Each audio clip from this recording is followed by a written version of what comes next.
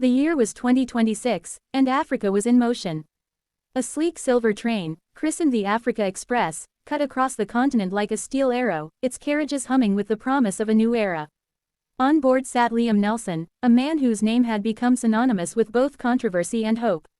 Nelson was not African by birth but had long been tied to the continent through trade, philanthropy, and diplomacy.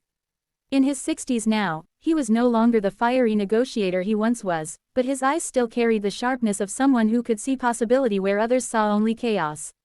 He had been invited to the inaugural run of the Africa Express, a pan-continental railway linking Dakar in the west to Mombasa in the east, over 6,000 kilometers of steel that promised to change the economic heartbeat of Africa. The journey was not just ceremonial. The express was designed to transport more than passengers. It would carry minerals, agricultural goods, and manufactured products across borders in days instead of weeks. The dream was unity, economic, cultural, and political, woven together by iron tracks. But dreams always attracted doubters and enemies. As the train sped past the Sahel, Nelson felt the undercurrent of tension. Governments had struggled for years to cooperate on this project, and whispers of sabotage circulated. Corruption, insurgencies, and corporate rivalries all had a stake in seeing the express fail. Nelson himself had been warned. "You are boarding more than a train, Laim. You're boarding a battleground." On the third night, just before the express entered the Congo Basin, power flickered in the cabins. The rhythmic thrum of the engine stuttered. Nelson rose, his diplomat's instincts flaring. In the dining car, he encountered a group of young African engineers, their faces tense as they examined monitors. "It's interference," one of them muttered. "Signals are being jammed." Nelson knew this was no ordinary technical fault. He gathered the passengers, business leaders, artists, students, ministers, and urged calm. For him, the express was more than an engineering marvel, it was a symbol of trust, and trust had to be defended.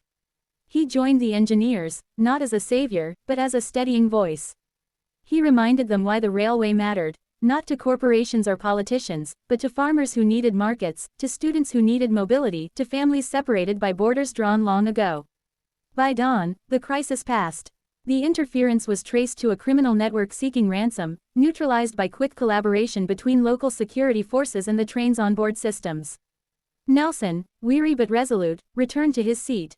As the rainforest opened into rolling highlands, he saw children waving at the passing carriages, their laughter chasing the train like sunlight. The Africa Express reached Mombasa on schedule. In the ceremony that followed, Nelson was asked what the journey meant. He did not speak of danger, nor of sabotage. Instead, he said, "Tracks are only steel, trains are only engines. But when people believe in movement, believe that tomorrow can arrive faster than yesterday, then you have more than a railway. You have a future." And so the Africa Express became more than a train, it became a story of resilience, unity, and the enduring human spirit, with Laim Nelson as one of its witnesses.